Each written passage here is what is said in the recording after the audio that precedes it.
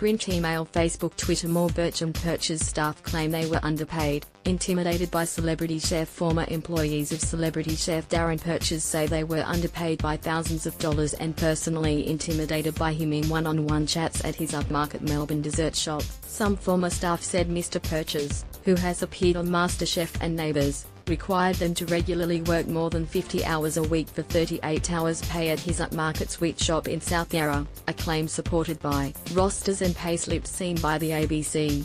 The ABC has spoken to 6 former staff, including some who said Mr. Purchase intimidated his workers by yelling at them and telling them they were replaceable, while showing them piles of resumes. One woman, Alison Marshall, believed the long hours and workplace culture contributed to her breaking out in hives and developing shingles at the age of 25. She is now pursuing more than $7,000 in back pay for her time working at the renowned shop, the Burch and Purchase Sweet Studio, in 2016 and 2017. Looking back, Ms. Marshall said she doesn't understand why she stayed.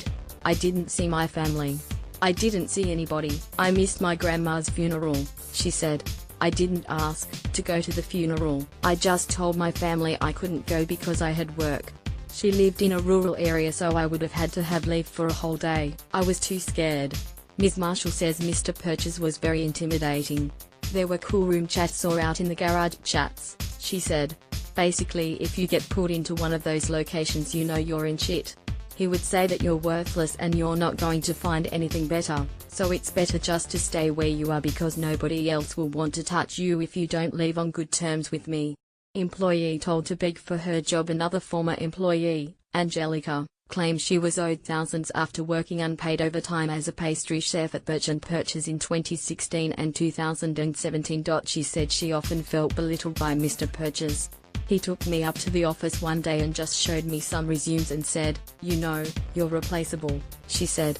"He actually asked me to beg for my job once and to come back the next day and tell him why I wanted to be there."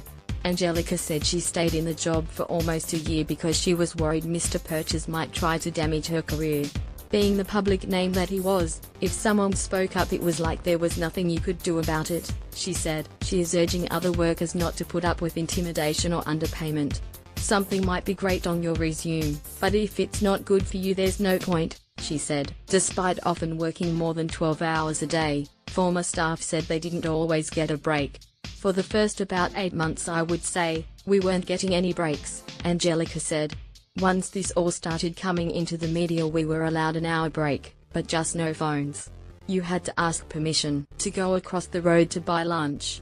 Staff say annual top-up payments never made like underpaid workers at Viewdemont. Staff at Burch and Purchase who spoke to the ABC were hired on an annualized salary, where employees agrees to a yearly wage instead of being paid by the hour. Annual salaries must be 25% above the minimum rate set out in the award, to cover reasonable overtime, penalties and other benefits. The salary must also be more than what staff would be entitled to if they were being paid by the hour, claiming all entitlements like overtime and penalties. Any shortfall must be made up at the end of the financial year or when an employee left the business. Former Burch and Purchase staff who have spoken to the ABC said no reconciliations have been made. Union calls for tougher penalties. The Young Workers Centre is helping Alison Marshall pursue a minimum of $7,000 in back pay for her time working at Burch and Purchase.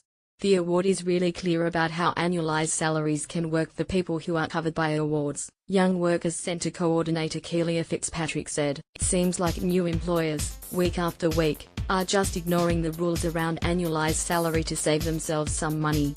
The Young Workers Centre is seeking criminal penalties for people who deliberately underpay their staff, a change that could see employers facing jail. "We think that will actually change employers' behavior," Ms. Fitzpatrick said. "We want to change the system so that employers realize that our wage laws are not optional. Workers must be paid their minimum legal rates, and if they're not there will be serious consequences for the employer."